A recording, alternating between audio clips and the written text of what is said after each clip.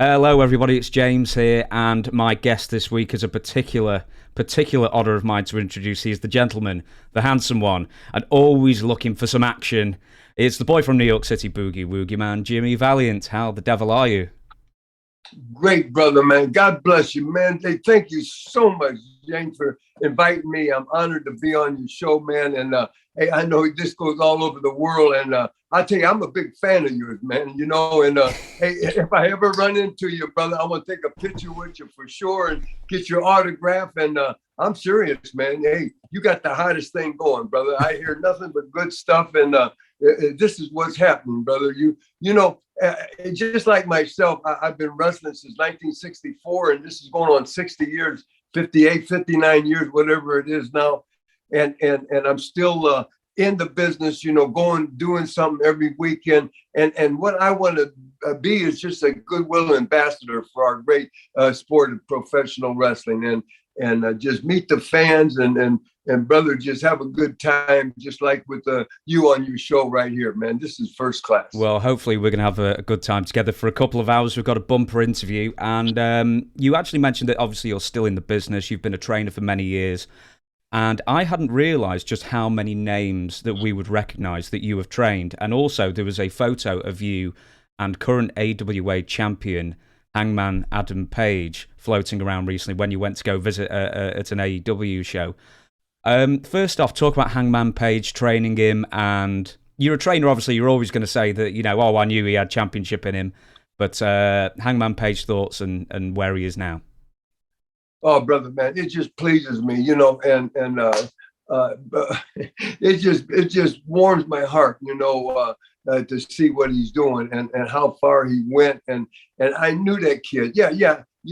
I could say, and I am saying, man, that kid came and, kids come and man, they got it right off the bat. I mean, they could get in there and do it and work it. And, but I told him, hey, just slow down. I see what you got, brother, man, from the first day, but with him and so many. And I said, so just, we know what we're doing right here, and just take all this and, and just file it and work this system and then go ahead and do your system and put it all together. I tell my students, and him included, I say, the whole deal is, don't copy nobody, pick out 5 of your favorite stars, Hogan, Flair, Rock, whoever, man, and pick out and maybe 2 or 3 moves from each one you love. And I says, then master them and work on them moves and get it down.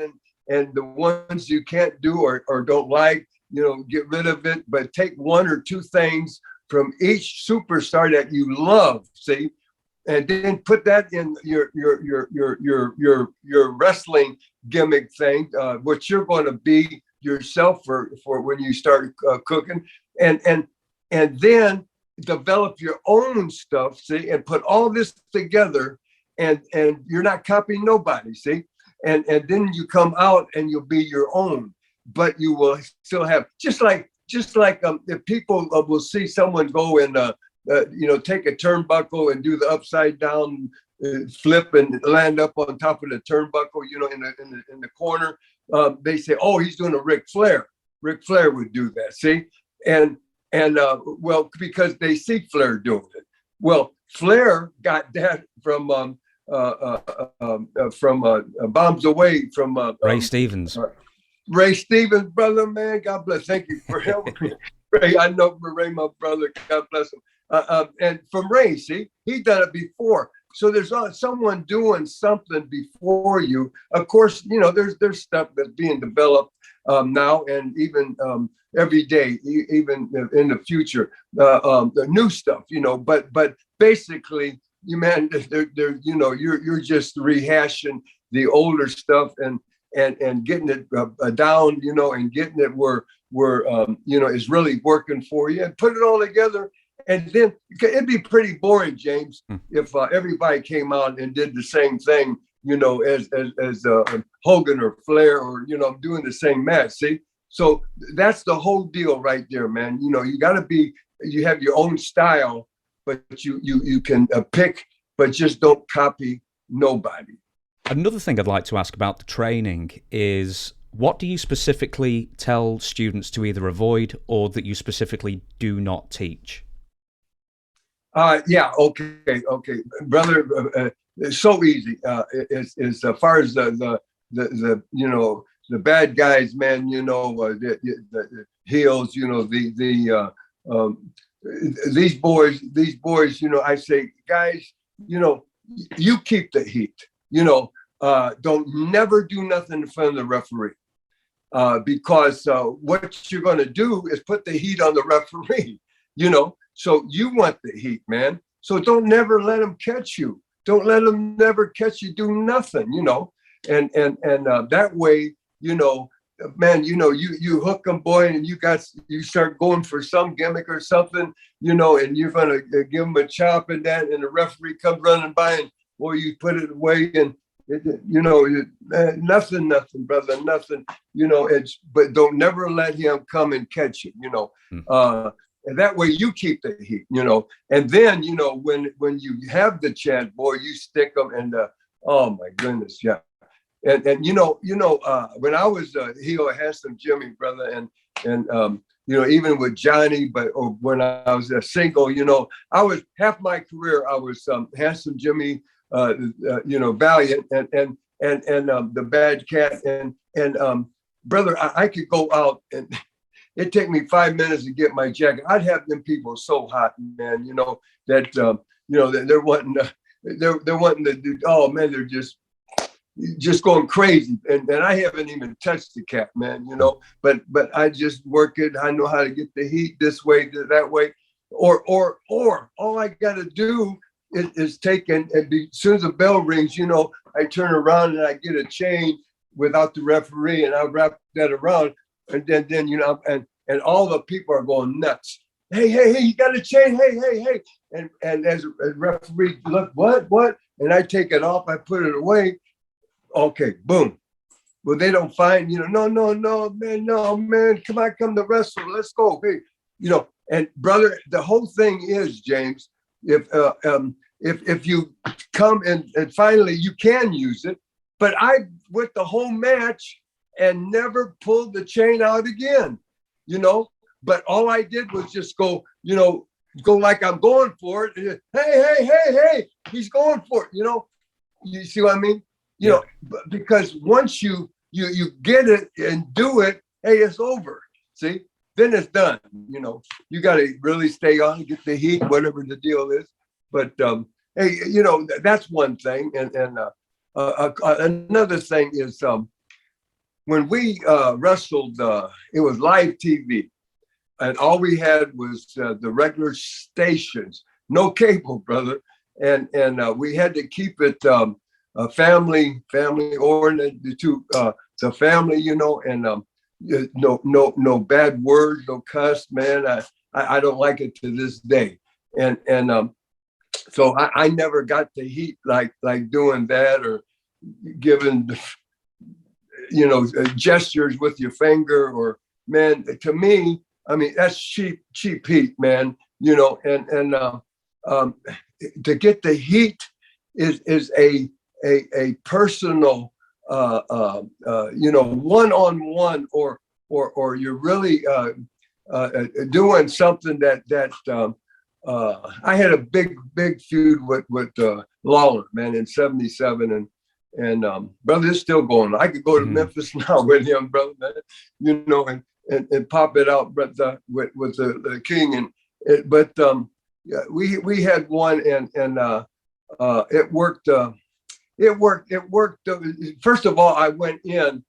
I was working for Dick the Bruiser in Indianapolis, and Jerry Jarrett calls Bruiser and says that Lawler is going to start playing music now with Jimmy Hart. He's done everything in pro wrestling that he can. He says so he's beat everybody.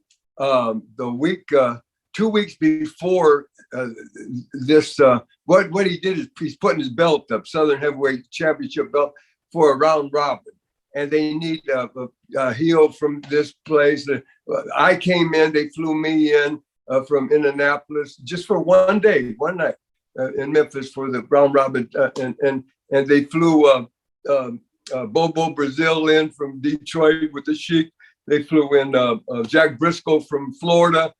So 4 or 5 guys flew in, plus they had their regular good crew in Tennessee and for the Coliseum. And it's for the Lawler's belt. Lawler wasn't there, and whoever won the belt, and then they go from there. Well, they brought in Mr. Wrestling, and Mr. Wrestling, God bless him, he was the one that was gonna, I'm sure, be the champion. And the Mr. Wrestling I'm talking about was Dickie Steinborn, and which was a great grappler, man, and instead of Johnny Walker or Tim Woods, so this was another Mr. Wrestling and a good hand. So I go in and first of all, I sent a interview from Indianapolis and I start talking about, hey, you hillbilly, tobacco spitting, chewing, wick raising kids, with the you young welfare, you're trash, this one horse town of Memphis, Tennessee. I'm from New York City, baby, the big light, the big apple. Hey, I'm gonna come in there and kick everybody's can, man. I'm gonna take that belt, take it back to New York. You'll never see Handsome Jimmy again. And I just put all the Tennessee people down, James.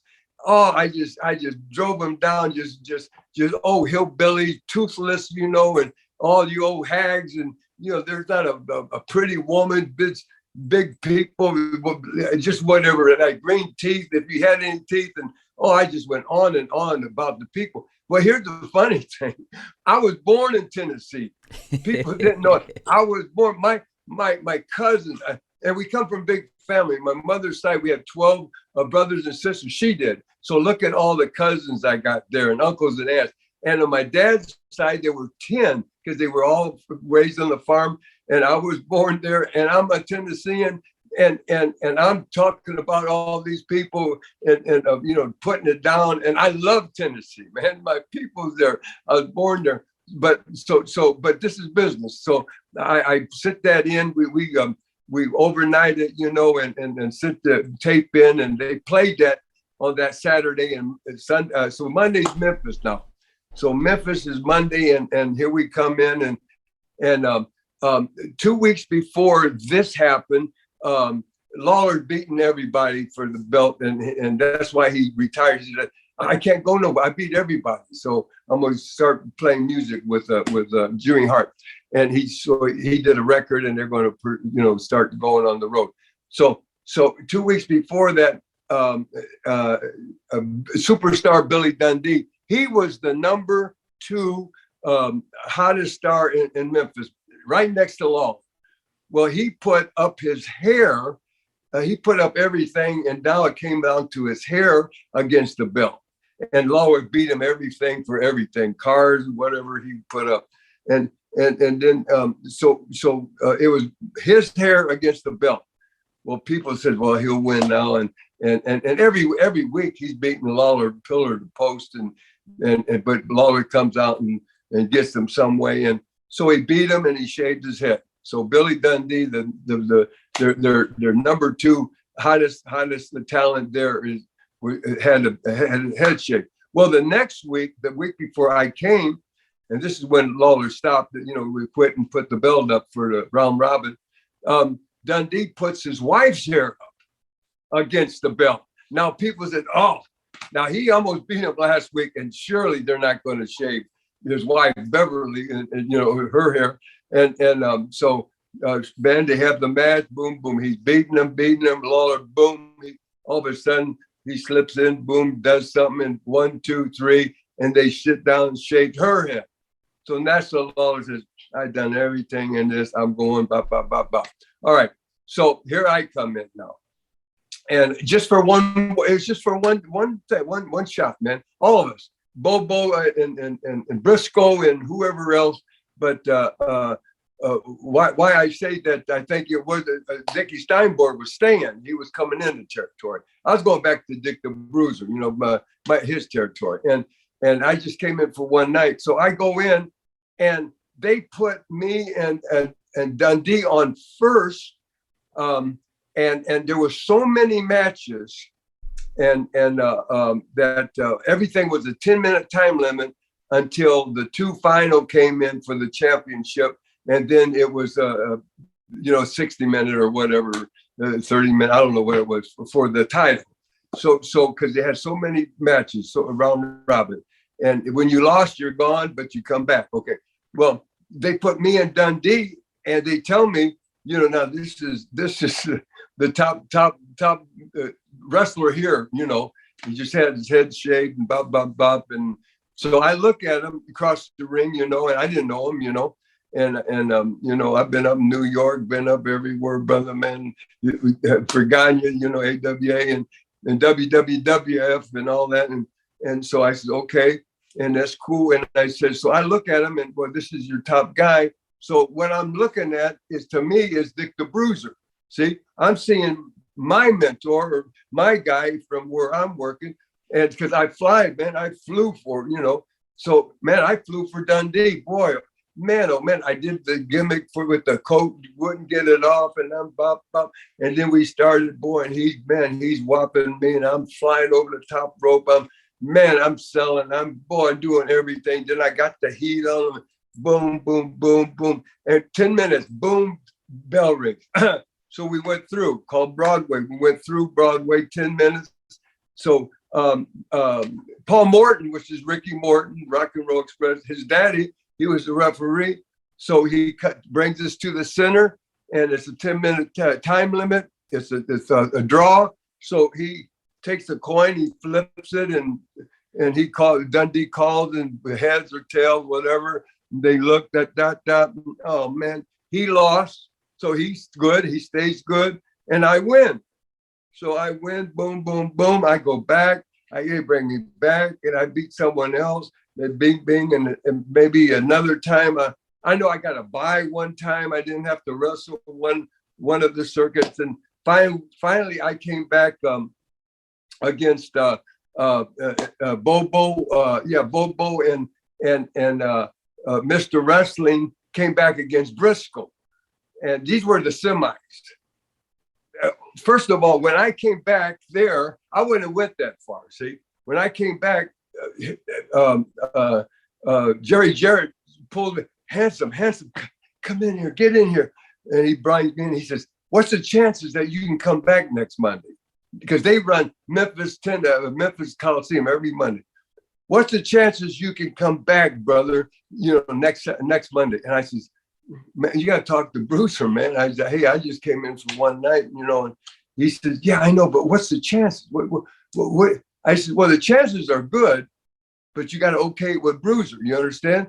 Because I says, he has nothing ever going on Monday. We have no card, no house show on Monday, like you all have. But I says, Tuesday at 9:00, I got to be in Indianapolis, and I got to do interviews all day for our interviews that we put in interviews on every town, every city for the bicycle, go around, and all them interviews and all day. And I says, but it's good, but you got to okay it with him. He says, okay. So that's when they took a chance that Bruiser's going to stay good and bop. And so I made it to the semi, and I beat Bobo, and then Mr. Wrestling beat Briscoe, slipped over some way, you know, bop, and I slipped over some way on Brazil. And so we come back in the main event for the 60 or 30 or 45 time, whatever it was. And so we're going, bing, boom, bing, dap, bop, whatever. And finally, some way, I don't know what I did. I hooked his ties and put the feet on. I don't know. I beat him. I cheated. I beat him. boom, boom, boom, got the hand up, boo. And I took the belt and I said, you hillbillies there, brother, you'll never see Handsome Jimmy again. You'll never see this belt. I told you I was going to beat all you hayseed, you know, just 1, 2, 3, like nothing, like child's play, man, you know, and boom, and I leave. Well, when I get back, you know, and I got the belt, I'm their heavyweight champion. And so I do an interview for their next TV Saturday. They did live every Saturday. And so I tell them, you know, I says, hey, you know, I changed my mind. I says, you know, this was fun, man, to come to see this, all you hillbilly people, man. And I says, you know, I'm gonna come back one more time, man. And it don't matter, brother, man. You know, hey, just it don't matter who, you know. And he said, well, you're gonna wrestle Mr. Wrestling. And I said, that's fine. Hey, boom, I signed it. I'll be back, but this is it. I'm not coming back no more, brother. So that was it. So then Lawler comes out and he says, y'all, he didn't even mention me. He says, y'all, I'm going to come next Monday and we're going to sit up in the back of the stage and I'm going to sing my hot new singles record with Jimmy Hart and the Gentrys. And they had the McCarver sisters there. They were just young teenage girls from Memphis, local people, but they were really good.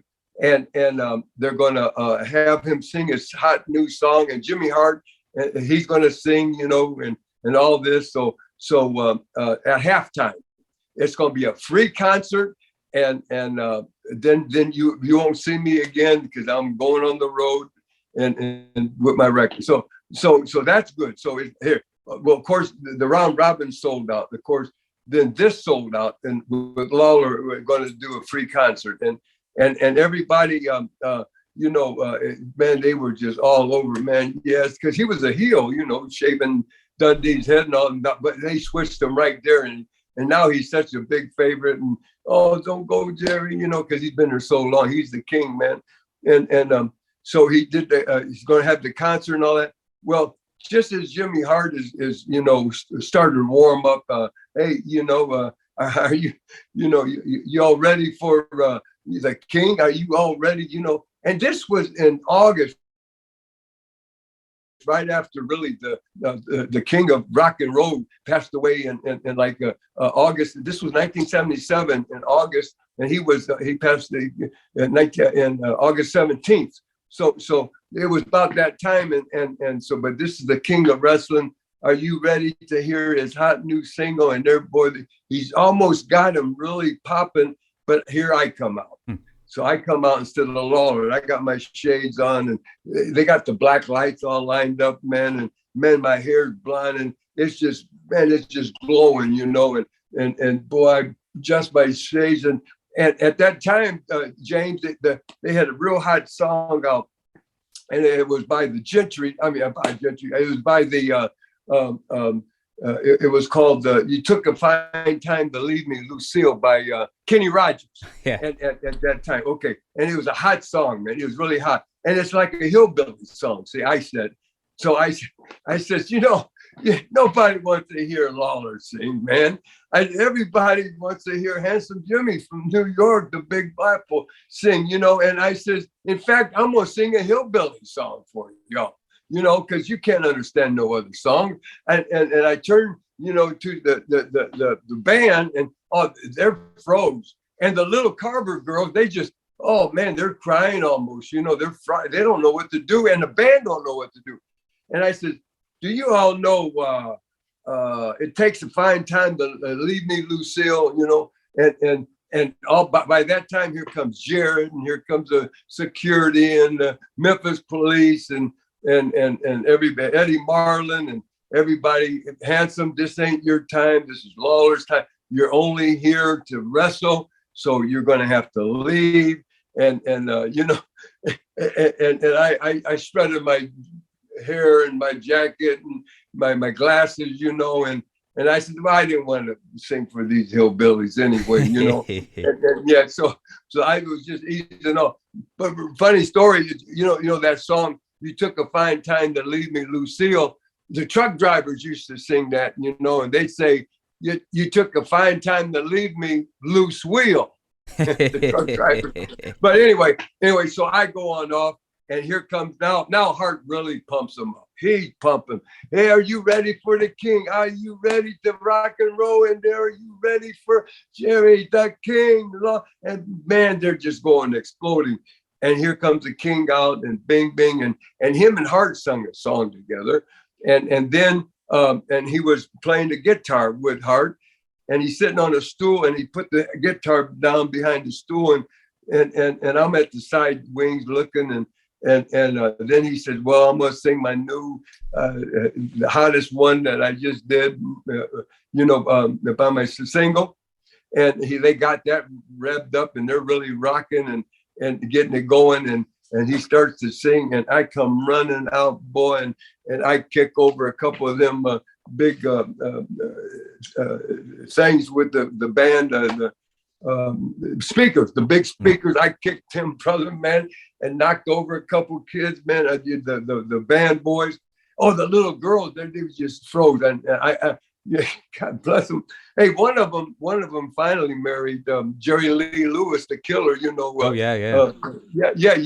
And managed them for quite a while when she became a woman, but they were just little girls. And so I come out and I grab the guitar and boom, I hit Lawler in the head, and it just exploded, brother.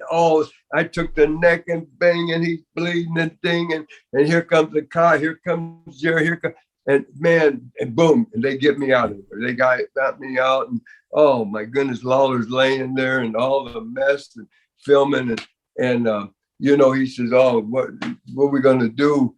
We gotta find him. We gotta. But they're not going to give money back, so the match is going to go on. So anyway, I knew that.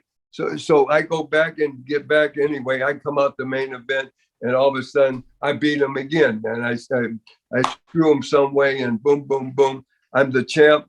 And I says, I'm going back to New York, baby. Forget it, all these guys, man. Hey, this is garbage down here. This nothing happening here in this town for Handsome Jimmy. So then I did the interview, and I says, he said, Jimmy, Lance Russell says, you got to come back one more time. You got to defend this title. You got to. And I said, well, I already beat this masked guy. He says, well, it'll be somebody else. We don't know who, but it'll be somebody. And I said, okay. I said, I'm coming back one more time. And I said, and listen at me, man, this is it. One more time. And I said, I don't care. You can get Mickey Mouse or Andre the Giant. I don't care who you get. I'm going to beat him right in the square, and I'm going back to New York. And what they would do was, as soon as Memphis was over, I'd do that interview. They'd shoot me right to the airport. I'd take the red eye back to Indy so I could be there to do the interviews all day the next day. See, so they had everything covered for me, and they fly me in there and there. Okay, so then the whole show, the whole hour was who can we get to beat him and get him, out of here. We're sick of him. We don't like him. He don't like us. We don't like him. And so, man, they got all their big stars there, and they're throwing out all kinds of names from all over the country. Well, and I got an open contract, and it don't matter. The whole hour was spent, who's going to wrestle Handsome Jimmy?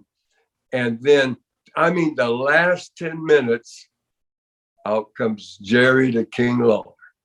Boom. He says, forget the music. I'm postponing. I'm getting rid of this guy for all our great wrestling fans here in Memphis. And this would go to, of course, Indiana. Indiana. It'd go into Kentucky. It'd go into Missouri. It'd go into Arkansas, Mississippi, and the whole loop. Everybody's seen this, the Mid-South. So here comes Lawler, brother. And it was signed, sealed, delivered. I come in.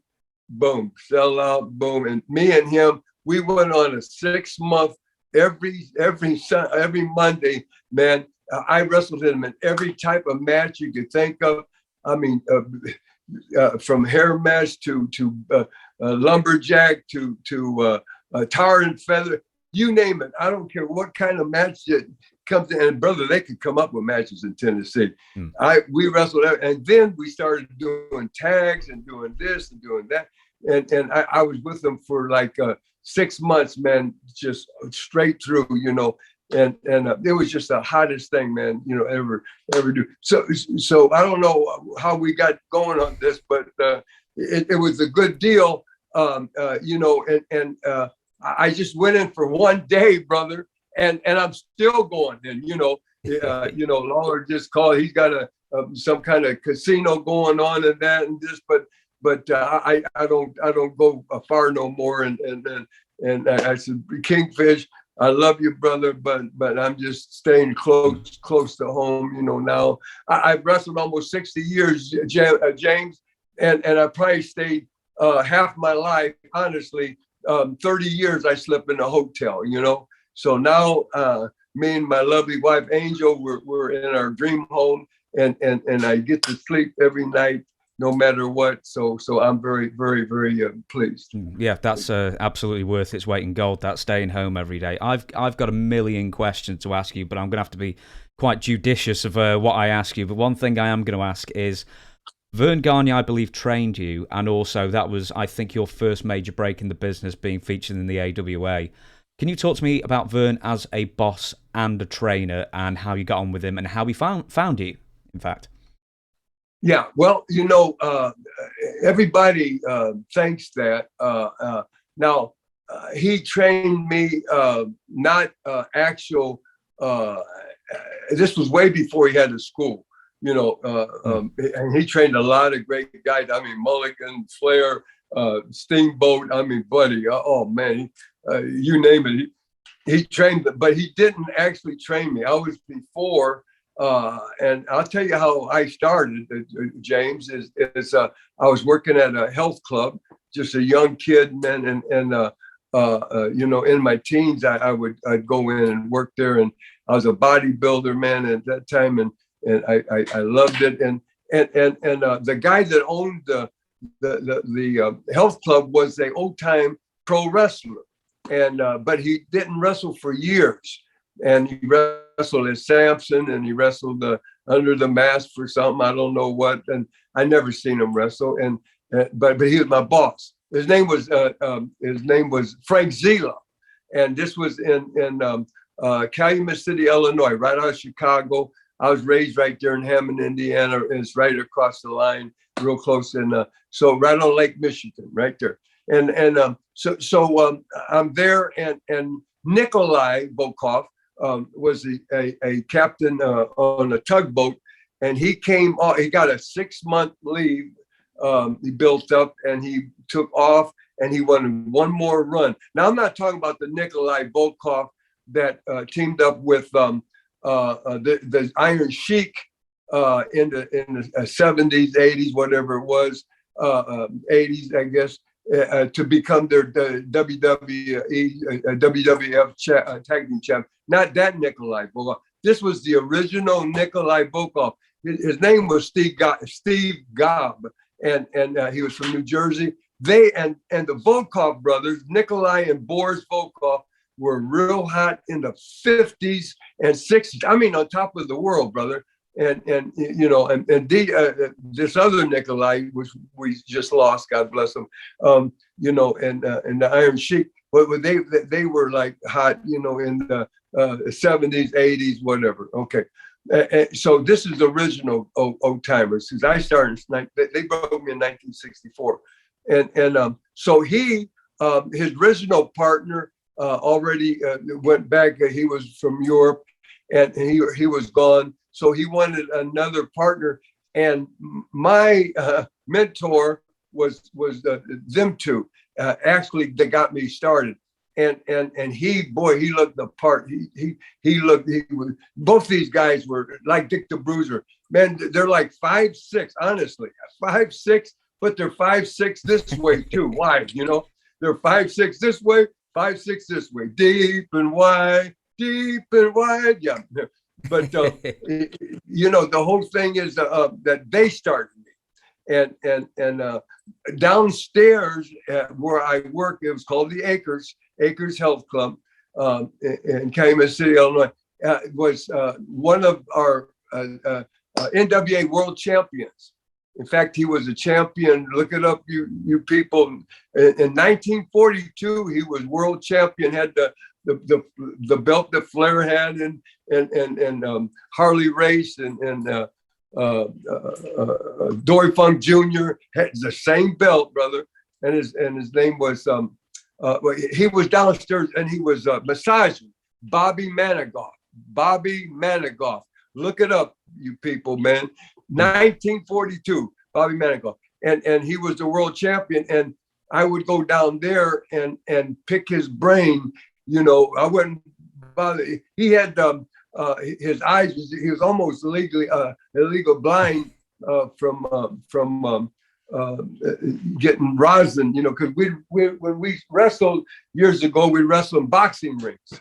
And they would always put their feet in this white stuff, you know, so they wouldn't lose their footing and get in the ring and shuffle around. And then when we started wrestling, we'd wrestle after them, or they wouldn't clean the ring good, and they'd slam us and boom, and all that comes up. And he thinks that's got in his eyes. And he had the coma or whatever in his eyes. He was almost blind.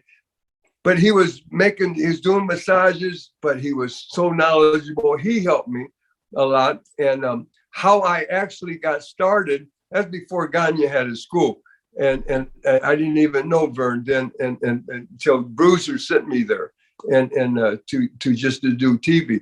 Hey, we all did years ago. We would get on TV and when we first started, and then them heels, they'd just eat us up, man. Just beat us, boom, boom, man. We just wipe the mat with us, you know. And this is how we came up. And if they seen something special, then they would help you and they'd get you out of there. But if they didn't, if they left you there and left you too long, then you'd get labeled, and then you know it was hard to get out of that. And they seen potential in me, and they sent me to Vern Gagne. And I was very lucky because I lived around Chicago area, and 300 miles he sent me to back to Detroit, Michigan for the original Sheik, and I wrestled for him. TV only, man, at the beginning. And then they send me into Vern, and from Chicago there is 400 miles, and I'd drive up and do TV, and then they'd send me another 300 this way to St. Louis for Sam Mushnick. So Bruiser took care of me. Bruiser was my mentor, and because the Volkovs did so much with me they could, and then they sent me to Dick the Bruiser, and that's how I got my start. So I actually, James, got started on the job training. See, yeah, I never went to a school. There wasn't any. There was something. Seemed like one of the Bastines had a school out there in around Detroit, around the Sheik, and it seemed like there was Bob Saber had something around Chicago, but it wasn't a big one either, like the other guy. But there was no school. You actually had to start with the old timers, and they had to accept you. And they took me under their arm, Bruiser and Gagne and everybody, and they helped me. So Gagne did train me, but not training. Yeah, but they not all official. helped Yeah. me. Yeah. Sheik helped me, and you know, Manager, everybody helped. But real fast, if the old timers didn't like you, James, they would, brother, you wouldn't last 5 seconds. They'd break your arm, they'd break your leg. You know, they broke Hogan's leg, brother, when he started, you know. Hiro Matsuda, yeah. Yeah, you bet. And he stayed in there and tough and boom, boom, boom. But if you were a wise guy, you'd be gone. But if you listen and you gave respect and you wanted it, they see it, man. And they wouldn't smarten you up. They wouldn't tell you nothing, man. And these guys all got big cauliflower ears, big busting nose, man, big 25-inch neck. I'm telling you, brother, they were animals. They'd kill you with their hands, you know. And and you wouldn't last 5 minutes, brother. They would hurt you, and you'd be running out like a scalded dog with your tail between your legs and never come back. But they liked me, and they pushed me then, and they brought me up slowly, and all of a sudden, instead of getting beat on TV, sometimes they would let me go 10 minutes through. Sometimes they'd slip me over something, and then they take me. Last thing, they take me to the house shows during the week, and had the old timers like Johnny Case, and some of the old timers that worked right in the middle their whole life. They would take and school me, and they would give me right in the middle or early matches, second, third match. And they would let me go 20 minutes with these guys, and then they'd beat me. But see, I get the time, and that's how I learned on the job training. No school, no nothing, but they accepted me. And brother, I just love the business, and that's why I want to be just to continue as a goodwill ambassador, James, and just give back. Man, I raised 3 families on this the wonderful life the business, raised them, and man, I got many children, and they all love their papa, man, and I'm just a very happy man. Absolutely. Can I ask you this then? So this is somebody you faced quite early on in your career. How does one have a good match with Haystacks Calhoun? Yeah. Brother, it's real easy. I'll give you a good story about Stacks. He was a sweetheart. God bless him. And I'll tell you about the match in a second, but this is a good interest story you may never heard. He had a little dog. It was one of them Boston Terrier, bug-eyed, real tiny, about 4 pounds, I don't know, 5 pounds, real tiny. And he had big bib overhauls, remember he had the big chain with the horseshoe around his. Well, the big overhauls had the big pocket here, and he'd put the dog down there and carry it around with him, and that's his little buddy. His name was Jewel, and he would take it everywhere. And he had a big international sedan, like a van that he would travel in, huge. And so when he'd get up, stay at night and that, and Jewel go right in bed with, and God bless him. During the night, Haystacks was so big, and he rolled over and on the dog, and he smothered him, and it just broke his heart, man. And he was so down. And we'd play cards all the time. I love to play cards with Stacks, and at nighttime. But he was so down, and oh man, everybody's trying to cheer him up, and the dog would sit on his belly or on his shoulder and just bark. You know how them little dogs are. All that. But if he didn't bark at you, and he called everybody neighbor, he says, oh, he likes you, neighbor, if he's not barking, just like a giant called everybody your boss, hey boss, and I call everybody brother, hey brother. I go in the dressing room, hey brother, hey brother, man, hey brother. Because why? Because you ain't got to remember everybody's name, because there's so many places. I mean, everybody, but still. So that's the reason why neighbor, brother, or boss. That's why that's happening. But Stacks, to have a match with Stacks, he was scared to death to bleed. You know what I mean?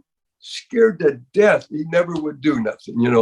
And it was in Madison Square Garden, and it was a big 6-man. It was me and Johnny. We was world champions, WWF 1974, whatever it was. We had them over a year, the titles, and so we had a 6-man. It was me, Johnny, and Captain Lou. He was our manager against Stacks and Pedro Morales and Strongbow or whoever. I know Stacks was in there, and we was going to get some color, some blood on Stacks, and this is the whole deal, and he's scared to death of it, man. So I'm gonna go bust them open, and we got him tied up in ropes, and I come to get to make him bleed, and he's no, and man.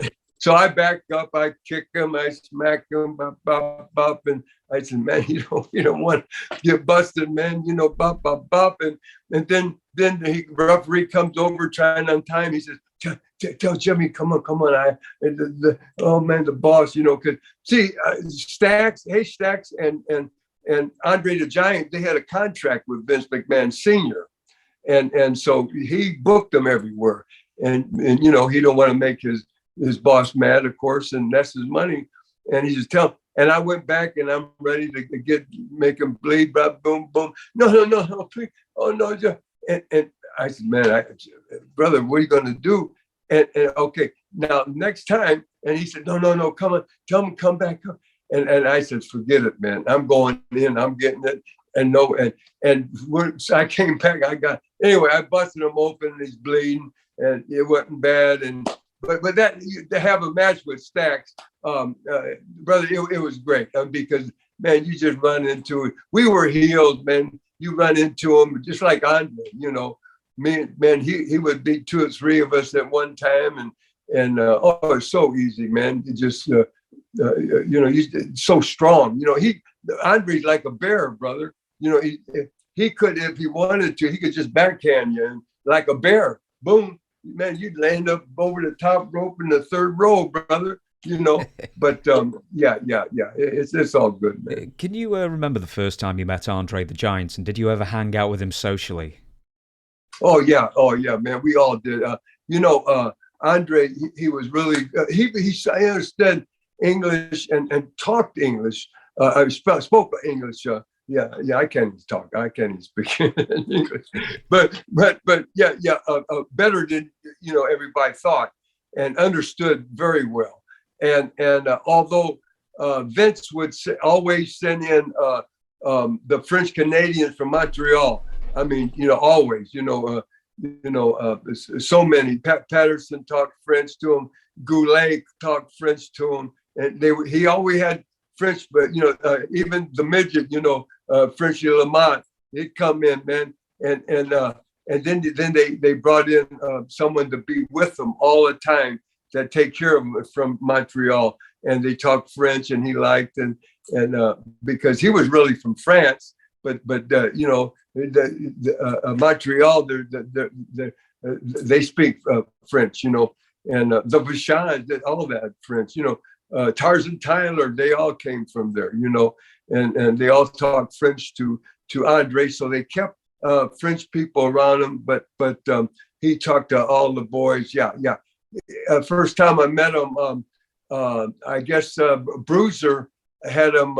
It wasn't Andre the Giant. They called him something else then when he first came like over. Jean Ferrer, something like that.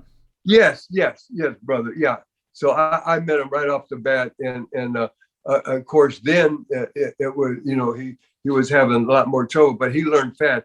He was sharp, and they said, Andre, you're going to be lucky to live to be 45, 50 years old, and they really, they shouldn't have told him that, because boy, he lived, brother, he lived the fastest life I've ever seen, and eat and drink, brother. I know you've heard so many stories on how much beer he can drink, and he drank the big long neck things, and I mean the bottles, the long real beer bottles, not these little short ones. And he'd take his the biggest hands, and you couldn't even see nothing on it, and he'd go like this and drinking, and it's a beer, you can't even see the beer bottle in his hand, and it looked like he's sucking his thumb or something, man. But he would put it in the box, and oh man, he'd drink a case of beer if we was going on the trip, man, on the way to the show, and you wouldn't even know he's drinking, he could and eat, oh my goodness. And so he really lived his life, and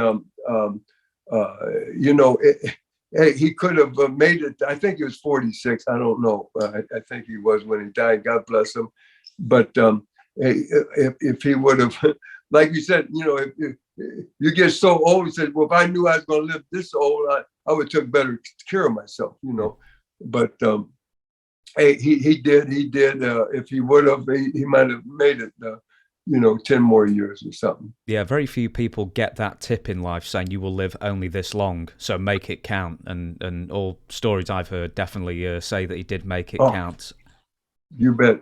Before, because we're going to have a little break in 10 minutes because we're reaching up to the first hour, but I'll ask a couple more things. And you mentioned, of course, one of the most famous things you were involved in was the tag team scene with your brother, Johnny. Where did you first meet Johnny? Yeah, Johnny, that's another good story. James, in 1972, I came into Bruiser, and I was a single. And Bobby Heenan, which was at that time, I was Handsome Jimmy. I was the only Valiant brother, and I was original. And in fact, Chris Von Erich gave me that name. He named me Handsome Jimmy. I went as Jimmy the Body Valiant. And when I went to Dallas, he looked at me and he said, first day, he says, you can't use Handsome Jimmy. I mean, you can't use Jimmy Valiant. He says, it's too close to Johnny Valentine. And Johnny was the big star, and the big star there for him. And he was there. So he says, your name is, just in second, he says, Handsome Jimmy Valiant. And okay, and Valiant and Valiant and Valentine is still, but hey, he's the boss, Well, I'm sorry for interrupting. I was actually going to ask this as well. Is how come you briefly went as Valentine? Was this an ode to Johnny Valentine? No. The Volkov brothers named me, and my brother, not my brother, my tag team partner, and he worked at the Health Club too. And our first match was in Chicago, and we took their spot because my mentor, he had to go to Florida. He had made a minor operation and had blacked his eyes on his forehead, and so he had to get out of there a couple of weeks. So we took their place, and we couldn't even tie our shoes. And luckily, the week before, they went to K&H in Ohio. Carl and Hildegard, they got us a pair of boots and some tights.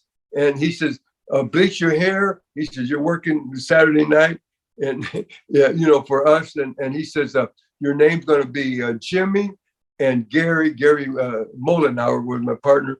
And he said, you're going to be Jimmy and Gary Valentine, the Valentine brothers from Hollywood, California. So they named us. And then nobody wanted to use it because of that, except them and Bruiser. Bruiser would use me as Jimmy Valentine. And I went to Chic, and he called me a Big John Valen. And then I went to Gagne, and he changed it to Jimmy the Body Valen, and that's what I used in for St. Louis, and until I got to Dallas, and then he gave me my name, Handsome Jimmy Valiant. Mm-hmm. So I go. They sent me to New York. What was the question again? Where did you first meet Johnny? Oh, Johnny. Okay. Oh, so I'm back in. Okay. So now in '73, I'm there with Handsome Jimmy Valiant, managered by Pretty Boy. That was before Bobby the Brain. And he wanted to go to AWA for Gagne to work. And Bruiser told Bobby, he says, you got to replace yourself with another top heel before you can go to leave. So he's racking his brain, and he's talking to me, and he says, it was Bobby's idea. He said, you remember we'd go up to the Bearman in London, Ontario. When we'd work Detroit on Saturday, stay over, and Sunday afternoon, me and Baron Von Raschke and Ernie Ladd and Bobby Heenan, and we would go over there and work for him, and then come home Sunday night from Canada, back to Indianapolis. I go back to Chicago. Well, Chicago area, and then so he said, remember that kid? Every Sunday, every summer they would run a show area, and what it was they'd run all the hockey arenas, and because they didn't do it in the summer, so that's when the Bear Man, Dave McKegney, he would bring in the crew. He'd bring in 4 or 5 Americans, and then he had 4 or 5 Canadians, and then he'd bring in girls. He had girls, and then he'd bring in midgets. He had a bear. He had his own bear, and so he had the crew. And then he'd use us once a month on Sunday night afternoon in London. And so one summer, they had Johnny was there as John L. Sullivan. And man, blonde hair, big man, good muscles, and a big kid, and Bobby remembers that. So remember that kid, good looking, big blonde, and Sullivan, what was his name? And yeah, Johnny Sullivan. Yeah, he says, what if we bring him in as your brother, and that would replace me, and so I could leave. He was wanting to leave, see, and I says, great, and he says, handsome Jimmy, and I'll manage y'all till you get over, and a beautiful Bobby, but his name, and we gotta have something, and so we figured out Luscious Johnny. So we start talking about, the Valiant Brothers on TV. Hey man, before they even seen them, and they said, hey man, he says, hey, wait till you see, my brother coming in, man. I says, hey man, he's rough, he's tough, he's lean, he's mean, he's a wrestling machine. I says, there's nothing different. There's no difference between me and my brother. The only difference is that he's not handsome, he's just luscious. And I'm not luscious, I'm just handsome. The Valiant Brothers. And oh man, we had them, and the people hated me and Bobby. And of course, and then when he walked down that aisle, brother, oh, they hated him. He had the heat like this. And our very first time in, because they seen him just talking about him, never seen him talking about walking down the aisle. And we wrestled against Wilbur Snyder and Pepper Gomez. They had the world titles, and we beat them that night right there. Boom, boom, boom. We got the titles, and brother, the rest was history. Then Bobby got to go after a couple of months, and that's how I met Johnny. Very good, very good. Before we go to the hour break, we've got a few minutes left, so I might be able to slip one more question in there. What's it going to be? Bruno Sammartino, you defeated him. I think it's just in the Indianapolis territory when he was teaming with Dick the Bruiser. I hadn't even realised that Bruno really left the WWF unless it was for Pittsburgh. How did he end up going to Indianapolis at that time? How was he to wrestle? You wrestled him a lot. You bet, brother. I'll tell you exactly, man. And it was all back the same story with Bobby. Dick the Bruiser that was going to send Bobby there if he replaced him with someone, and he did Johnny. And Johnny is from Pittsburgh, North Hills with Bruno. Bruno helped train Johnny. And so all this fits in now, see? And Dick the Bruiser's wife, Rio, she was Italian. She's an Italian woman, and she always wanted to meet Bruno. And man, Dick the Bruiser, at one time he was the hottest thing going in the whole world. I'm telling you, he was the hottest heel. But now he's a character baby face, which I copied later on. You'll talk about, I'm sure, Boogie Woogie Man. But we'll talk about that. But how Bruno came about was it was all in the deal, because he says, look, hey, if you come in, because he wanted to help Johnny too. Johnny never got that break yet. He said, if you come in and do some shots in Indianapolis, he said, I'll bring my boys, Roski and Heenan and Handsome, into Pittsburgh. He was running Pittsburgh then, Bruno was. And he says, you come in, and then we'll take your protege and team him up with Jimmy. And then Bobby can leave, and everybody's happy. and his wife's happy because Bruno's coming in, and that's all how that came about. All politics, brother. It's all deals. You understand? All deals, and that's exactly how everything happened. And it clicked, man. It clicked. You know, I mean, because hey, we had big territory. We'd go in Chicago, Illinois, the amphitheater, and we'd go in half with Bruiser's boys, the WWA, and half with AWA, Vern Gagne's boys. So we would sell Chicago out every month, and that's how we would do that. One question I find particularly fascinating in regards to Bruno Sammartino is that you were in the WWF in the early 70s, you were in there in the later 70s. Pedro Morales or Bruno Sammartino, who got the better reaction, and who did you think was the better champion in the New York area? Oh, man, you know, I've worked with both of them. They're both great.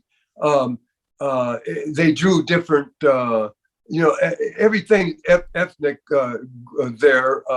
You know, they always brought in the Polish power, because a lot of Polish people. They brought in a lot of Irish. They brought in, you know, a lot of Swedes. They brought in every type of, you know, ethnicity. Puerto Rico. Yeah, exactly. And Italian for Bruno.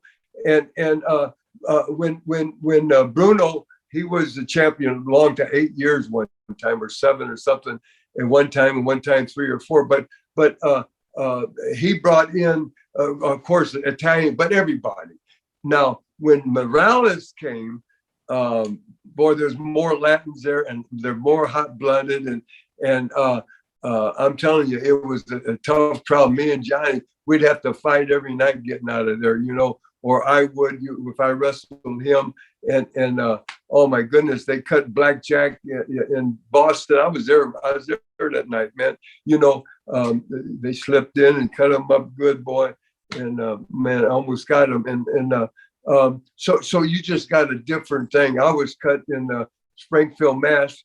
You know, by a Puerto Rican woman, man. You know, and she was just wild-eyed looking, and they're throwing coffee and trying to burn us with cigarette, you know, boom, getting out of there, and the police are around us, and all of a sudden she hits me in the stomach. I thought, you know, with her hand, and she said, "I got you, Valiant. I got you, Valiant." That's all she said. And I looked at her. She looked crazy, and I keep going through the crowd, and you know, I thought she just hit me, poked me, and I got back there. I feel something burning, and I'm getting back to the dressing room out of the people, and I take my hand, I go like this, boom, just to, you know, wipe my stomach, and all of a sudden, boom, it goes ding, ding, ding, ding, and it was one of these old-fashioned nail files, you know, nasty, man, and she stuck it right in me, and it was sticking in me about that much, brother, and I pulled it out, and all of a sudden,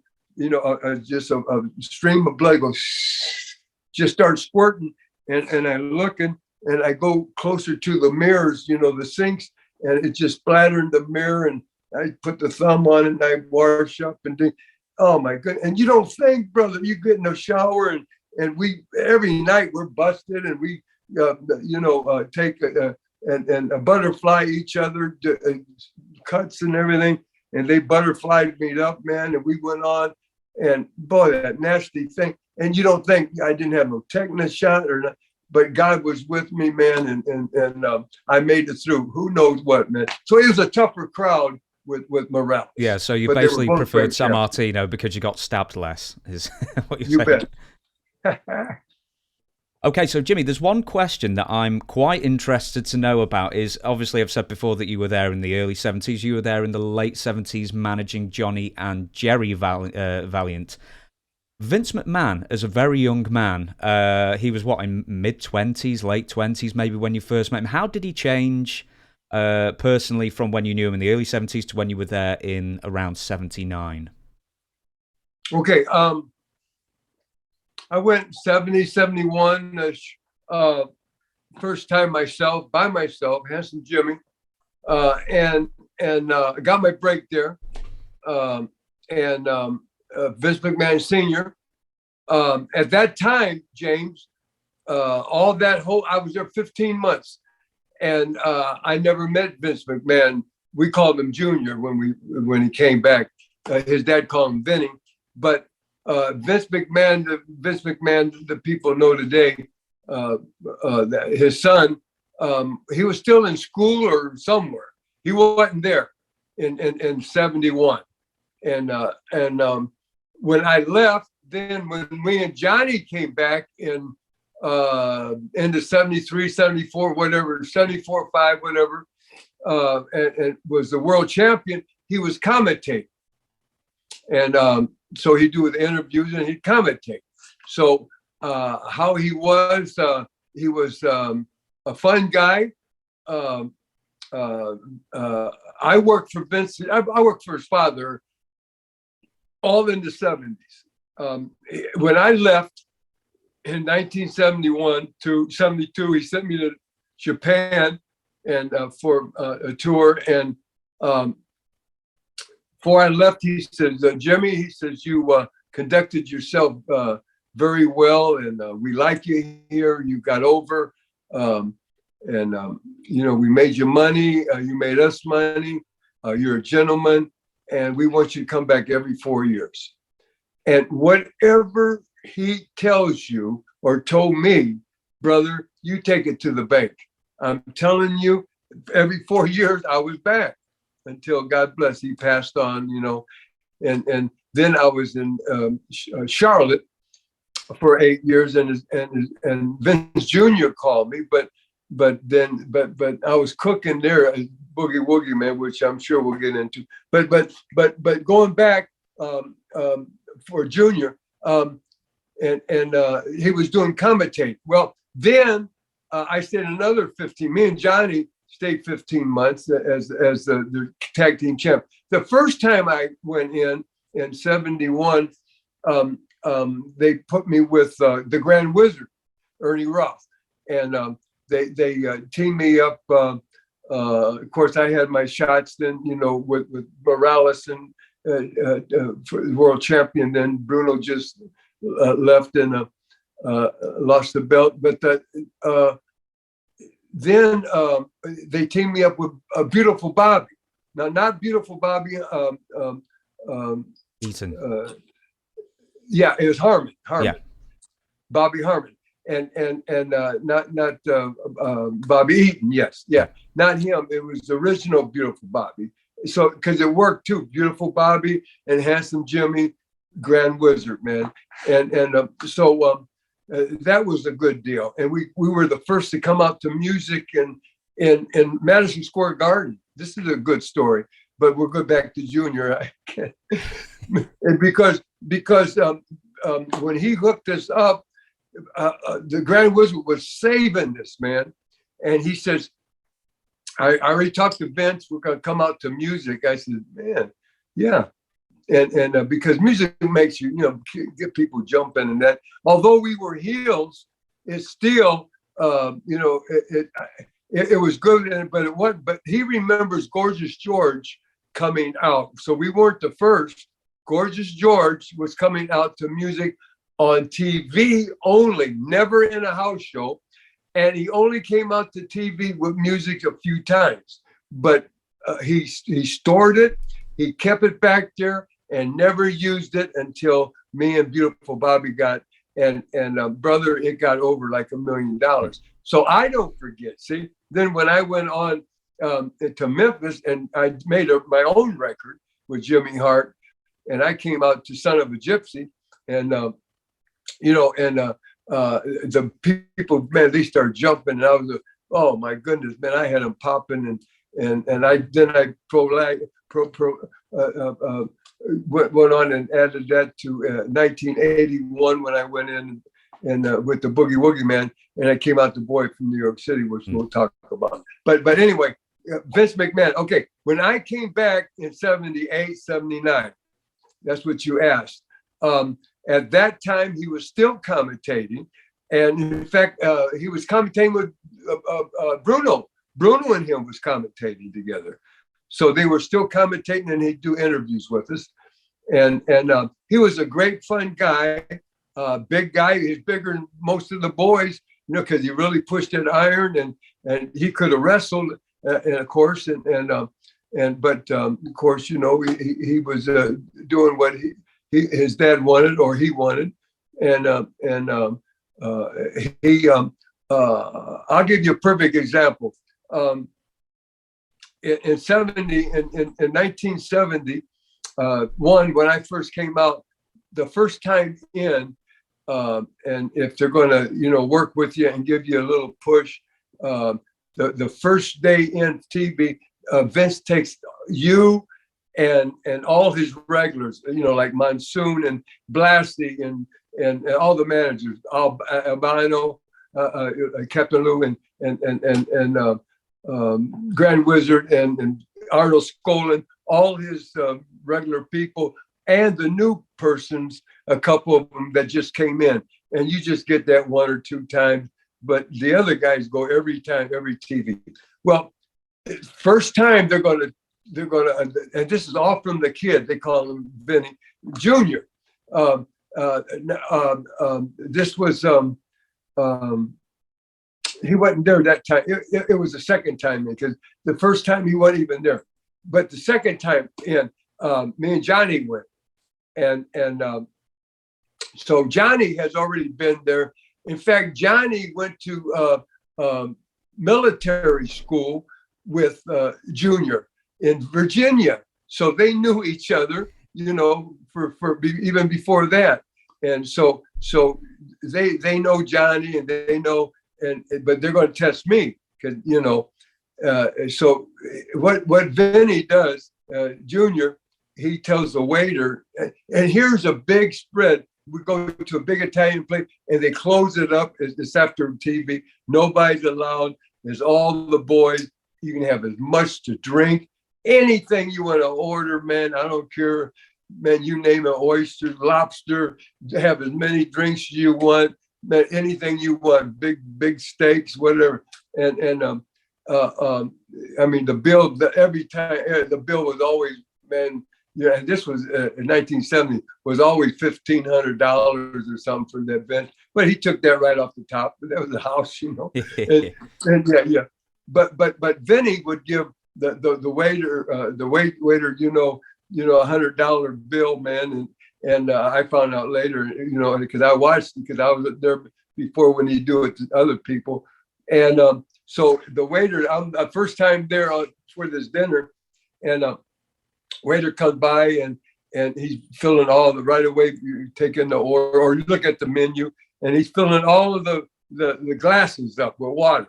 Well, when he gets to me, he picks the glasses and fills it, and as he does, he sort of stumbles and spills all the water all over me. And most guys, I'm cool, brother. It's just my makeup, man. I've never been mad, and I've honestly had to fight, and I haven't had that many really fights. But I actually fight, and I'm not mad. You know what I mean? I'm more on defense or something. So it takes something that would get me upset or whatever. Somebody, hey, you drive down the road, James, and someone, hey, yeah, but you may cut you off, and oh, man, hey. Or you, man, and then you go and you guys, man, you kill each other right there. It's nuts. But so I don't get into it. But the thing is, here's the thing. So all they got water all over me, and he's, oh, I'm sorry, and he's doing this, and everybody's waiting for my reaction. See, and I'm cool, man. It's cool, brother. It's just cool. It's water, and of course, I got real nice stuff on because. You're gonna go out for dinner with the boss and and you just got there, but I've seen guys later. I go to dinner first time, and right away they stand up and cuss him out and grab, and then all of a sudden he's oh geez, man, first time here, the boss is here, Biz McMahon's at the table, everybody's here, all the agents are there, Monsoon, and then he stops, and then everybody cracks up. Then they got him, and they know it's a rib. See, but there was no. Hey, after I didn't say nothing, good thing. Hey, they just went back eating and drinking. You know what I mean? Because nothing. I didn't give them nothing to clap and laugh or whatever, because that's just me though. But that's how Vince is. He was a fun guy, ribbing, doing stuff like that. And yeah, he's a good guy, man. I'm telling you. Good man. Can I give you, now this is going to be very much like a rapid fire questions sort of thing, but I'm going to give it to you. Name association. It's a descriptor, a sentence. You just tell me who best fits that sentence that I give you. So super rapid fire, just give me a name. And the first one is funniest person in the locker room. I guess Bobby Jaggers. They said they went as the out in Nebraska. What was it? He teamed up with Dutch Mantel for the Kansas City Jayhawks. Jayhawks, brother, man. Hey, boy, knowledgeable. I speak to Dutch Mantel every month. I do a show with him, so I've got my Dutch Mantel knowledge up a bit now. Oh, you do. Well, he knows. Well, Bobby Jagger, all the promoters said, well, Bobby, he was way out there, man. But he said he's good for the dressing rooms. So he would keep the boys, entertained or laughing or something going on all the time. So I would say Bobby, yeah, man. I mean, good for the dressing room. Good for the dressing room. Last man standing at the bar. At the bar? Yeah. Is that what you said? Yeah. Hardest, heaviest, longest drinker into the night. Okay. I would say Stan the Man Stasiak. Really? I've never heard that name before. Oh man, God. Most of the old timers, including the Volkovs, the original, not the because Nikolai from the 70s that we just lost, God bless him. He was nothing but health. Real fast, James. I said to myself, if anybody is going to see the century mark in our business, 100 years old, it's going to be three guys. And we lost them all. And I can't believe it. And number one was Killer Kowalski, vegetarian, just take care, never did drugs, never did drink, never did nothing. Nikolai Volkov, the second one, not the one that trained me, that broke me in the 60s. He's saying same thing, train and work out and never drink, never abuse his body, nothing but health food. And the other was Bruno Sammartino. Same thing, ran, worked out, nothing but health, no steroid. He was one of the first, James, to bench. In the early 60s or late 50s, there's maybe a handful, you could count them on two hands anyway, in the world that could bench press 500 pounds. He was one without steroids. There was a big guy named Pat Casey, big guy, 400 or 500 pound wrestler, and I mean not wrestler, but bodybuilder or weightlifter that could do it, but he was steroid up and all that.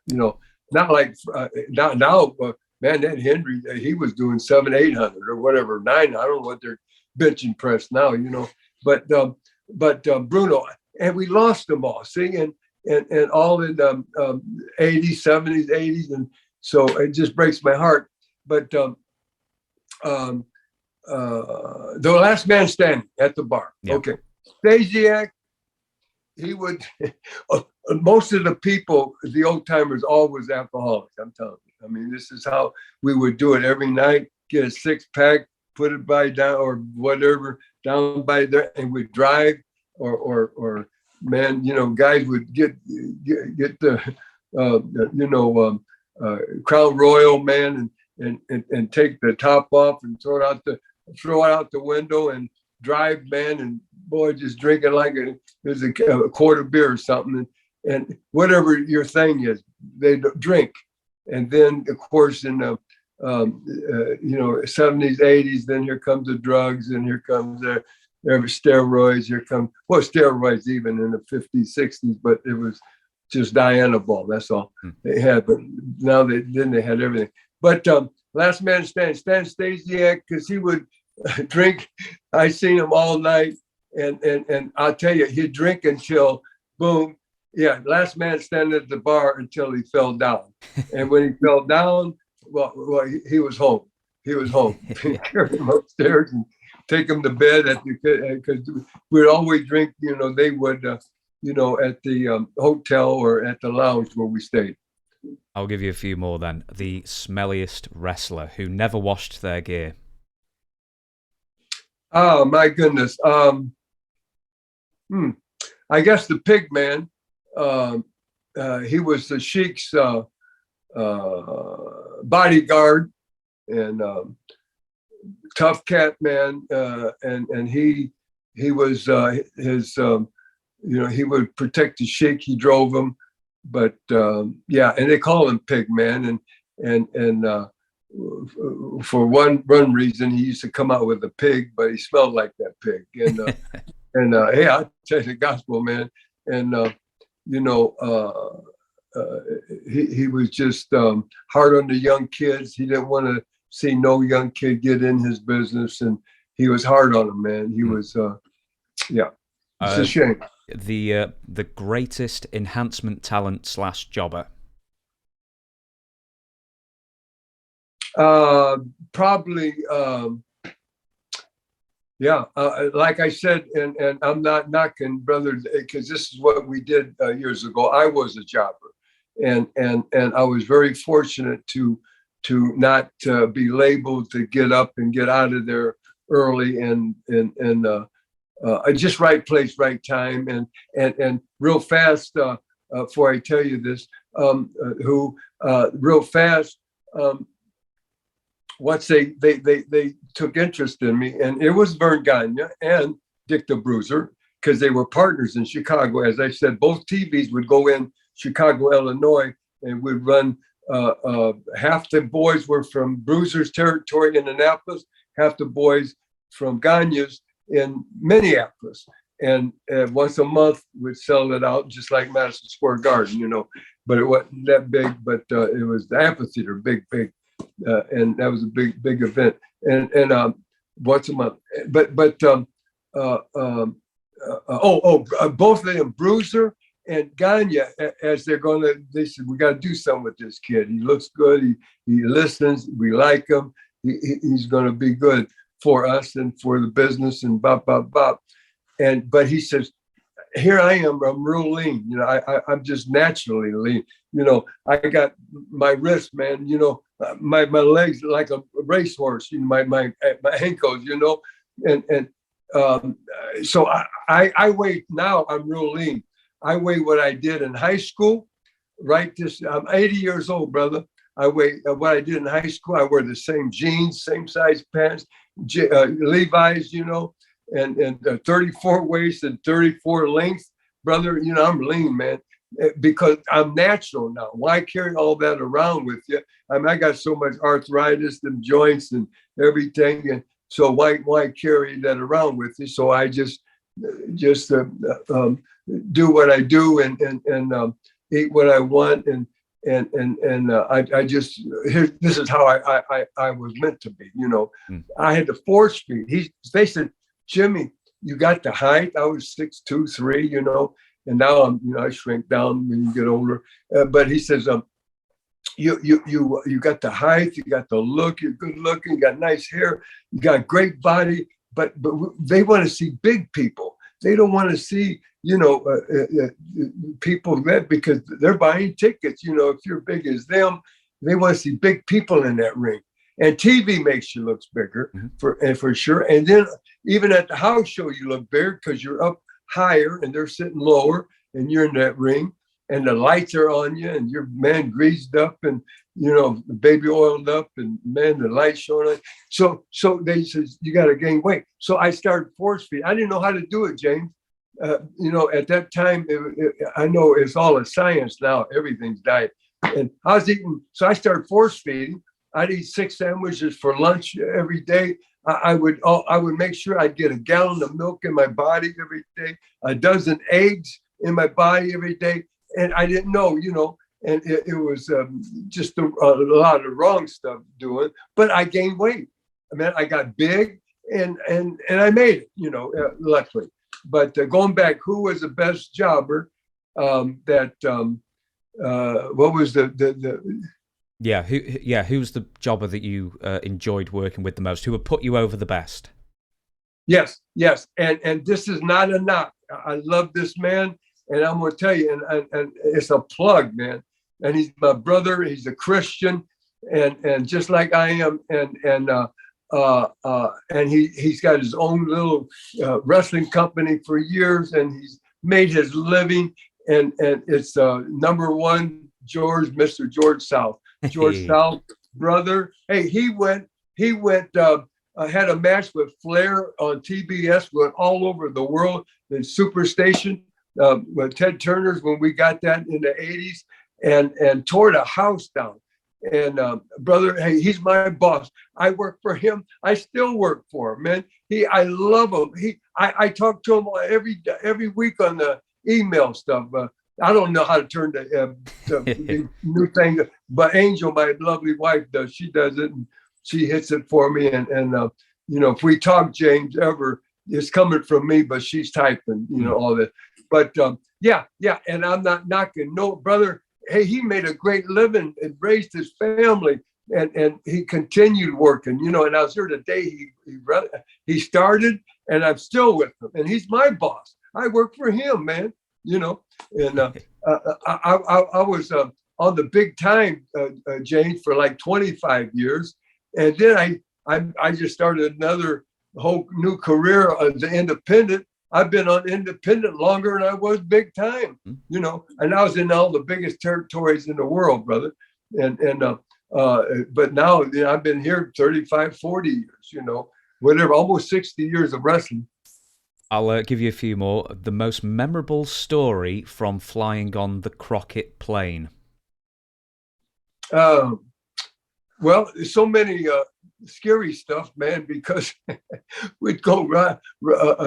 They had one plane that held 17 wrestlers, and I was on that mostly. Jim Crockett, they had a little jet, and Dusty and Crockett and Magnum and some of them flew with the boss. And then if they had more people, they would charter a couple more planes. That depends on, like some of, like we'd go to the bashes, the summer bashes and whatever, and All American Bash. But what was that? What was the question? The most memorable thing that you saw on the plane. Oh, on the plane. Okay. There was a lot of card games going, a lot of drug things, and I mean, I seen it all, brother. I know Koloff got in a fight. It wasn't on Crockett's plane, but it was on another plane. Got in a fight with the Iron Sheik, and they're both tough people. And the Sheik was the Olympic, one of the Olympic wrestlers, and for Iran, and he was one of the trainers for Gagne when he got to school, like Billy Robinson from England, and from Manchester. In fact, he's from my neck of the woods. Oh, is that right? It is, yeah. Man, they're tough. He was a tough man, tough cat. I loved him, and about Billy and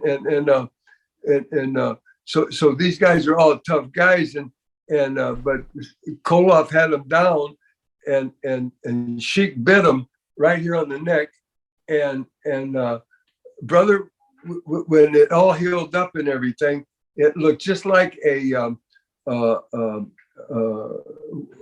Russian symbol, the hammer and sickle. The sickle, yeah. It looked exactly like it. I said, man, tattoo that, put some ink in that sucker, man. And you know what I mean? Because he had the American Eagle on his arm, and he had the sickle right in the head of the American Eagle. I just, man, you should do that because it looks just like it. But a lot of different stuff goes on, man, on them planes, and probably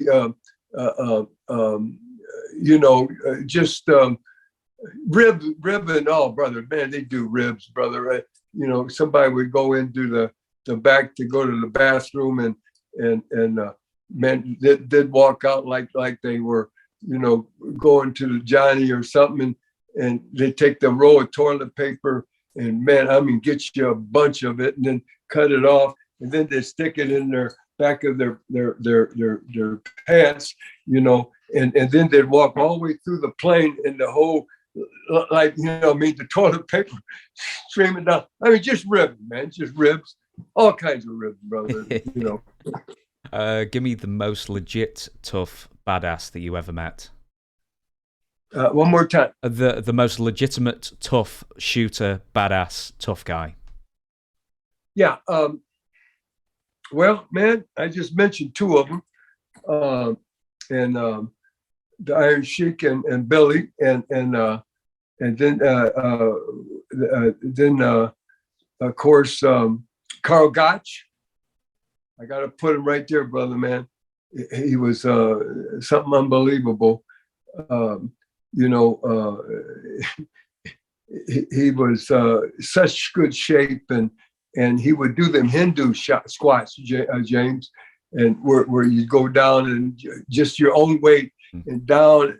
I mean, he would do 500, brother, every day, man, and I mean, he was ready on a dime, and oh my goodness, yeah, he could so many good shooters, and so many good amateur, like big Dr. Big Bill Miller. He was the heavyweight champion there in Michigan, and then Bear Von Raschke, 4 years in Nebraska, Big Red, and then he went to the Pan Am Games, and so many guys that you don't know that were really great amateurs, oh man, there was another guy from England there that came, and oh man, what was Tally-ho Blaze, maybe? What was it? Not James Tony? Blaze. Yeah, Blair's, but something, Tony something. Was it Tony or Tony? Yeah, him too. But another, I can't remember. Anyway, so many the boys, that could Monsoon. Oh my goodness, and all these guys like Big Bill Miller and Gorilla Monsoon, they were gentle giants. They could kill you with their hands, man. And but they were just so, and then there were so many guys that would hurt the young kids, and I hated that, man. I hated that, and with a passion, and just all bullies, and I mean, brother, hey, I came up, brother, just like these other young kids, and I was hurt, by guys, and I'm just trying to, do my job, man, and I'm green. And Hans Schmidt was one of them, brother. He hated the young kids, and he just like the pig man hurt me, man. Yeah, and Big Bill Miller, brother. I'll tell you. Let me tell you this story about the pig man, stinking man. So he's getting two headlines here, pig man, and hey, I don't hate nobody, but there's 360 million people in USA, and put the whole world, whatever. To me, I have not one enemy. Now I hate. I love everybody. I forgive. I carry no grudges. That's what God wants. Now, there may be 10,000 people don't like me. You see what I mean? But I like everybody. I love them. And what I figure is, if they don't like me, that's their problem, But it's just what was the question one more time? You were saying Pigman, that you didn't have an enemy, Pigman, but yeah. you weren't a fan. Yeah. I was in like out there in Ohio, and we were in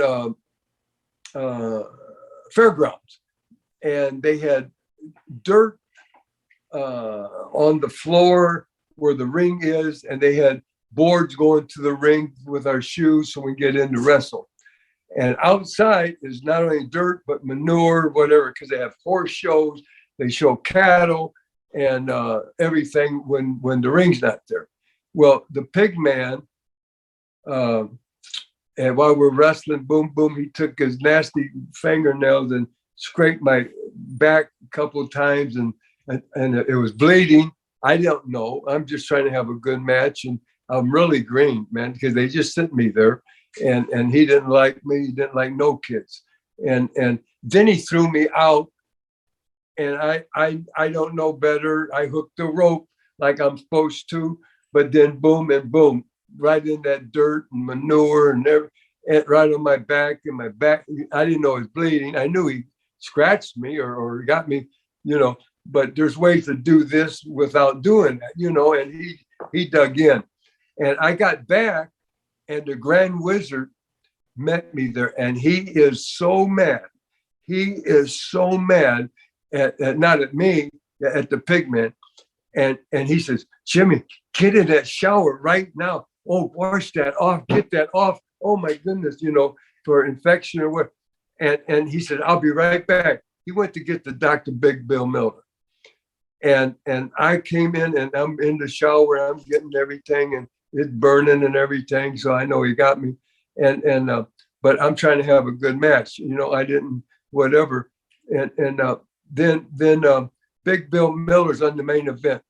And he's 6'5", brother, 350 pounds, and he's a shooter. He can go. He walks in there and grabs his soap, and he's got his boots on and all his main event clothes, not the jacket, everything ready to wrestle soon. And he takes the soap and he says, turn around. And he washes my back. And he's getting, trying not right underneath, but he's getting wet. He's got my back, and he's scrubbing it, boy, all with the soap. He says, rinse that off. He says, dry off, just pat it, don't rub it, real easy. I'll be right back. Don't get dressed. And he leaves. And he comes back, and time I get dried off and that, and he was he's a veterinarian doctor. And when he went to Michigan, and he was their heavyweight champion Olympia for collegiate wrestling, and the best and rough guy, and so he puts the ointment on me, which is really good for it, the animals and that, but it's good for humans. He uses it, and some kind of like a neosporin or something like something that will affect it and everything, and so he got all that on me. He says, put the shirt on, and he says, when you get home, wash and get a good ointment and put that on, and have your wife take care of you and until all that heals, and keep your eye on it. If it gets real red, and you go to the doctor, and later on, they used to pay every night, so we'd wait around, and we had 2 dressing rooms. We dressed here, the good guys and the bad guys over there, but back and forth, whatever. But then Ernie comes back to me, Ernie Roth, and he says, I just starting, man. I was just starting, and then they're so good because he managed me, in New York later. But he really was helped me. I had so many good mentors, that really helped me, but not the pig man. So he says, Jimmy, he says, Big Bill Miller, doctor, he says, I just seen him. He just came right over to him. He says, right now, he had the pig man pinned up in one of them stalls back there, because it was a fairground. And he had him in the corner. And he says, if you ever do that to another young green kid, He says, you're going to have me to answer for. And I says, and it won't be pretty. He says, you understand? Do you? And boy, he just, all of bullies, man, they just crack like if someone stand up to them, but I didn't know what was happening. And I probably couldn't have stood up to him anyway, because he was he was a tough guy, but not tough as the Dr. Big Bill Miller. So he was a gentle giant. See what I mean? So there's so many great guys, and then there's so many guys like him, Hans Schmidt. He was another guy. I heard so many guys that would do that didn't like the young boys. Yeah. Me, real fast, James. Real fast. I'm sorry. Me, real quick. Brother, I would hurt myself before I hurt my opponent. You understand? We're trying to make a living for a family. Hey, I wouldn't hurt no one on purpose. I'd hurt myself if I had to, do something, brother, before I hurt them. And then that's the gospel. Absolutely. And that's how it should be. Absolutely. I don't think I'm even going to get to Jim Crockett Promotions. If you ever want to do a part 2, we'll do all of Jim Crockett as a part 2 and make it a big part 2, and I'd absolutely love to it. In the time we've got left, which is, because we've got to be very specific on this, 19 minutes, I'm going to ask you a couple more in the WWF, and somebody who you mentioned before that I'd love to get your opinion on, a gentle giant, as you said, and a real athlete. Bruno Sammartino always said that he was one of the best athletes. Gorilla Monsoon, memories of Gorilla. Oh my God! Oh brother, I love him. He's a gentle giant, just like we were talking about, man. And it's the greatest deal with him. When I went in 1971 to New York first time as Handsome Jimmy Valiant, I rented a home from him, and Blackjack Mulligan moved out, and I moved my family in. But the thing was, I rented. For over a year, I stayed with that, but he took me under his wing right away and helped me. And oh my goodness! And talking about a 400-pound someone being agile, he could do cartwheels in the ring in his prime now. Cartwheels. He could jump and right over the top rope, hook the top rope like a 200-pounder. He could take his legs, and you know how guys in show pits, I just seen it in movies. I've never seen it in real. He would jump up in the air and shoot his legs out this way and his arms this way and touch his toes. He was unbelievable. And he, of course, I told you, he went to upstate New York college, and he was undefeated, I think, in high school and almost in all through college. He was their heavyweight champion in college. Is it NCAA? NCAA? Oh yeah, oh brother, you bet. Everything. Yes. Collegiate wrestling. Yes, yeah, he was their heavyweight champion. Yes. With Gorilla, you say he took you under his wing. I mean, as far as I know, he's like, he was a big eater, a big, consumer. He loved life. He was still an athlete, still trained a lot. Where did he used to take you, for nights on the town and introduce you, to all the sights of New York? Oh, he would, and my family. I had 3 daughters, and my Robin, my oldest daughter. God bless her, and she had a crush on his son, and which passed away in a car wreck, and Joey, and his lovely wife Maureen, and his other daughters, just super family. We would go over on Sundays some, and when we were working and have a dinner with them. And he would always have Italian. He'd always have the real pepperoni. I mean, he'd get them from the old pepperoni stores. You go in and they're just long pepperonis, and boy, he'd slice them up, and he'd have the cheese, and he, oh my goodness, yeah, mozzarella cheese, and that was for appetizer, but all of just the manicotti and just all the real deal. He would he really introduced me to, but just for instance, when I first flew in to do Washington, D.C. TV, the first time I came in from Dallas, I landed, and the first person I met, I seen Captain Lou. Now, he didn't know me, but I knew him from the magazines, because once you get in New York, you get all the publicity. This is before of course, cable came out. So your superstars all around the world, you got to be in the magazines. And once I got to New York the first time there, and they gave me my break, and brother, I was on 15 different covers, and everybody knew me everywhere.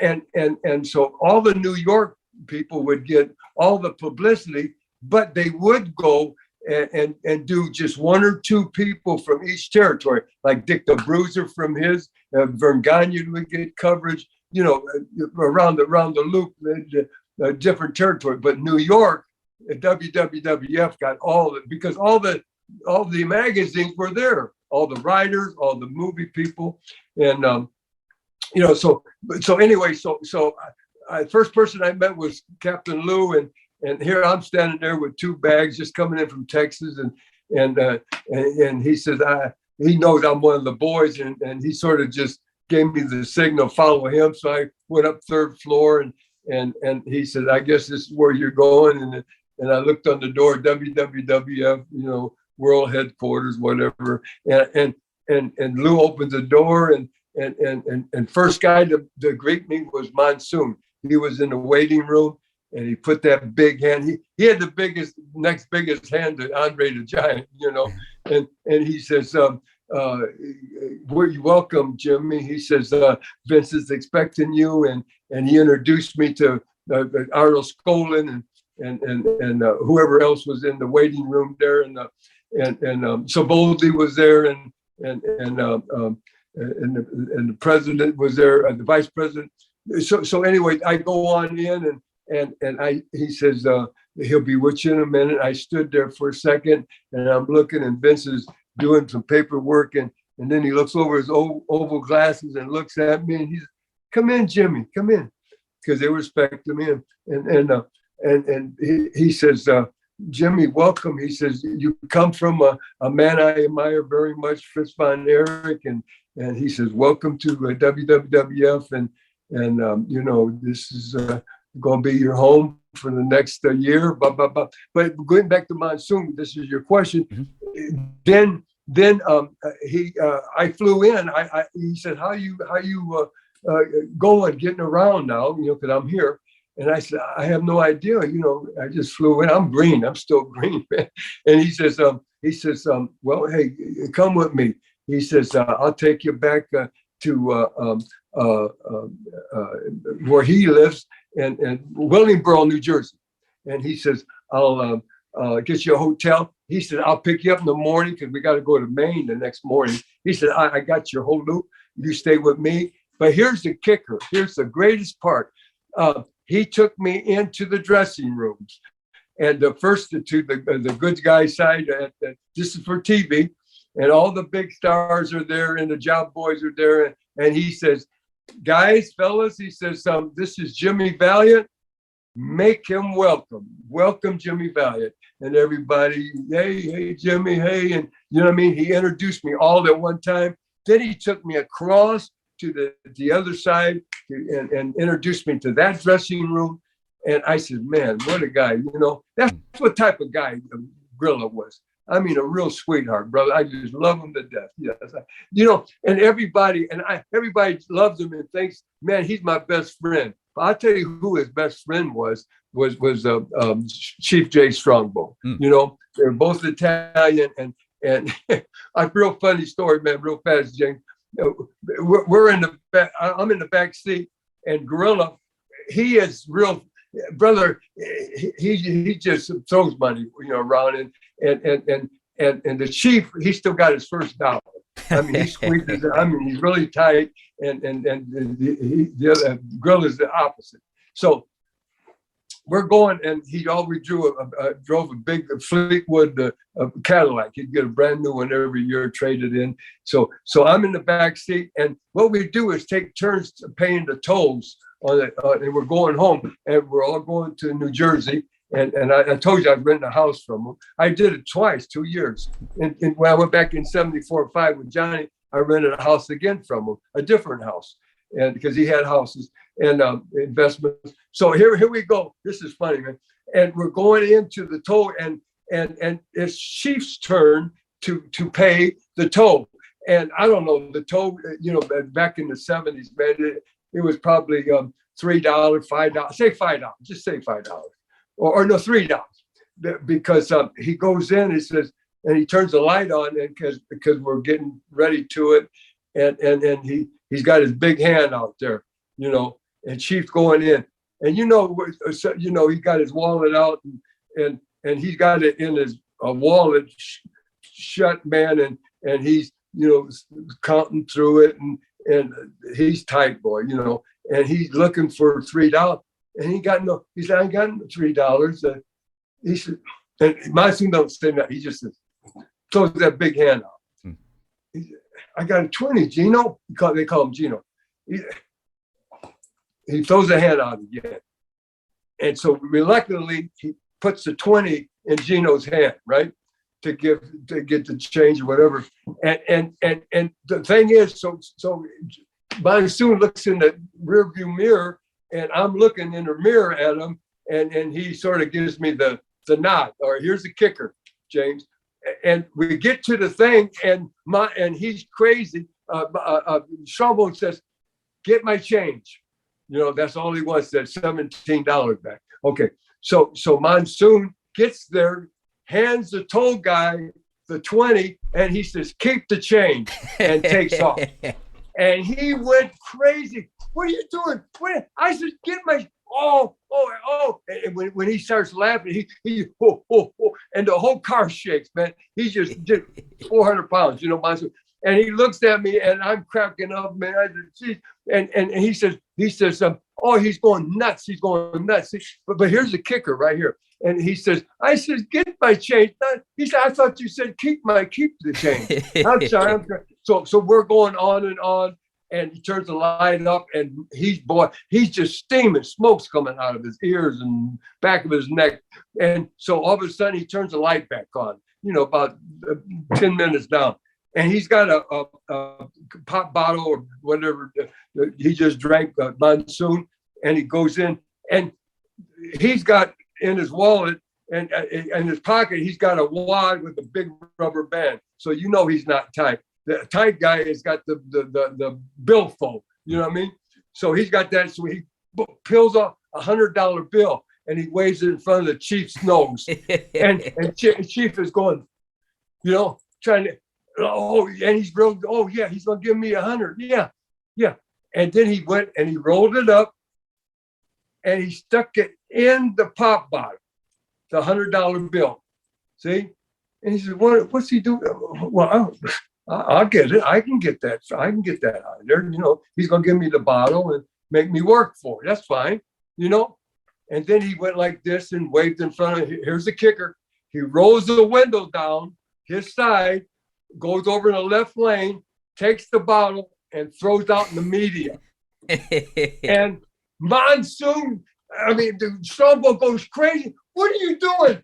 What did you throw that 100 down? Why did you do that? Why did you give it to me? Stop the car. I'm going to go get it. Stop the car. Here's the kicker right here. And he says, "Chief, someday, some poor soul is going to be out there, picking up bottles, broke. He's doing this to make money, to eat, to whatever he's doing, and he's going to find that bottle. And he's going to look at it, and he's going to make his day with that $100 bill in it." And that's what kind of guy that Monsoon, Gorilla Monsoon, Gino Morella, I love him to death. But they were brothers. They were tight.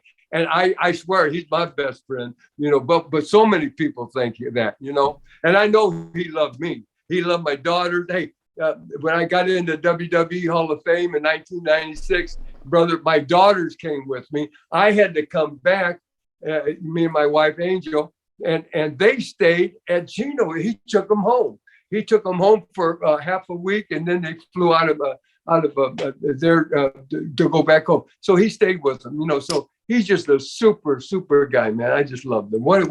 Thanks for asking about him. Yeah, we gotta wrap it up. Okay, I've got 1 hour 54 at 30. Have we got 2? Good. Okay. Hey, we'll do number 2. You talk to the boss, brother, man. I'm with you, James. I love you, brother. Woo, Mercy. People, brothers and sisters, don't you dare miss number 1 and number 2. It's going to be better. It's going to be ballers falling, climb the wall. Old Town Jubilee. Blood's going to flow like wine. Oh, yeah. Have mercy, Daddy. Woo, mercy, Daddy. Thank you very much, Jimmy. James. Thank you, Bye, sir. baby.